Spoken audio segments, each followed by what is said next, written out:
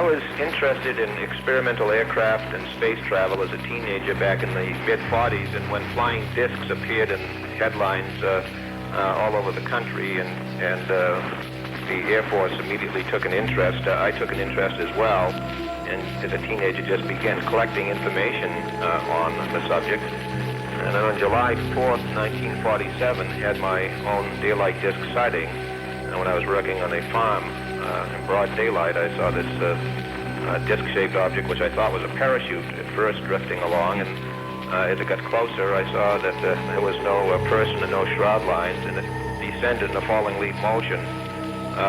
So that really piqued my interest. In fact, the newspaper, a few days afterwards, that was on a Saturday, the Monday newspaper, the local one, had banner headlines of the discs seen in the area.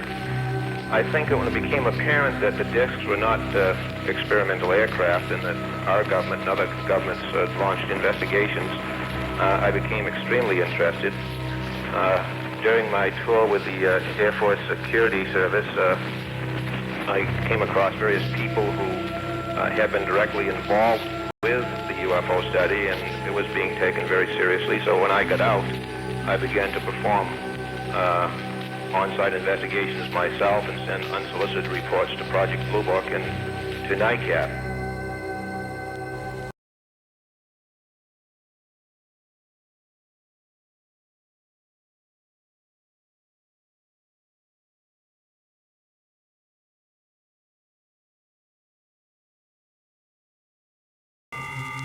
Well, hello, this is Mr. Edge.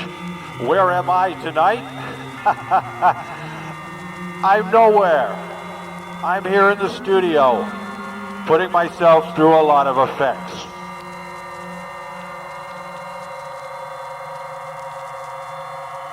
See? So tonight Over the Edge brings you another UFO. Tonight, the sightings and the technology.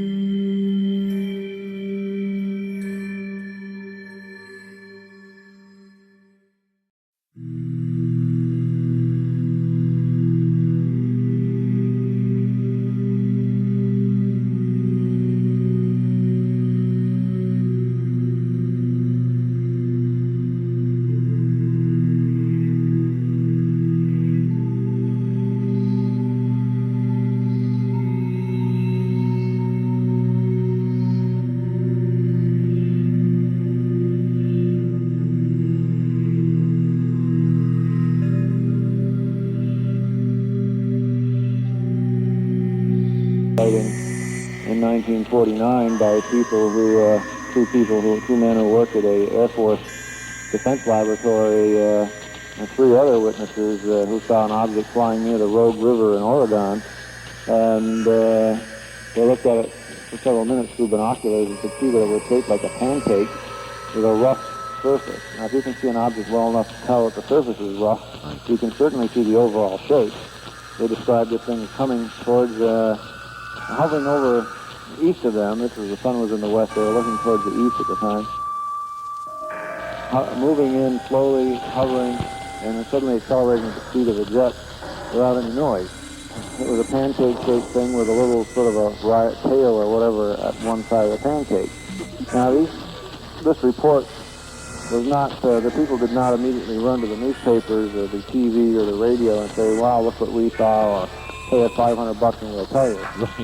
Instead, the two men who worked at the Ames Research Laboratory in San Francisco went to the security office where they worked and reported it to the security office. Now, the description that they gave is so explicit that this thing has to be either a hoax or the real thing. I mean, this is the type of case I like. High risk, high payoff. Right. The description is so clear that either it's a hoax or the real thing, no doubt about it.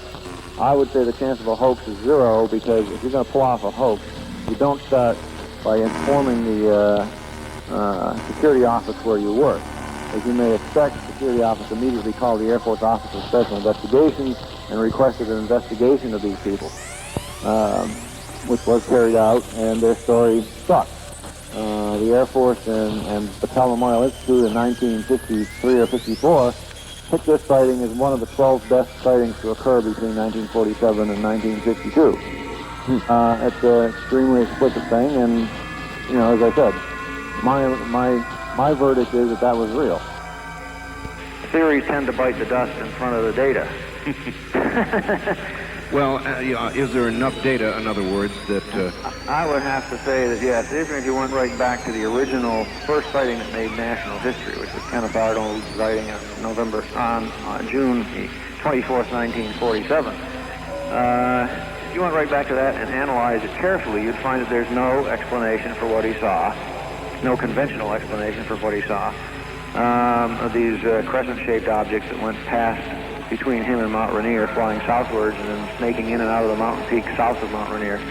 And evidently the objects also went past Mount Adams. He saw them go past Mount Adams, and a prospector who was on the side of Mount Adams, Fred Johnson, reported to the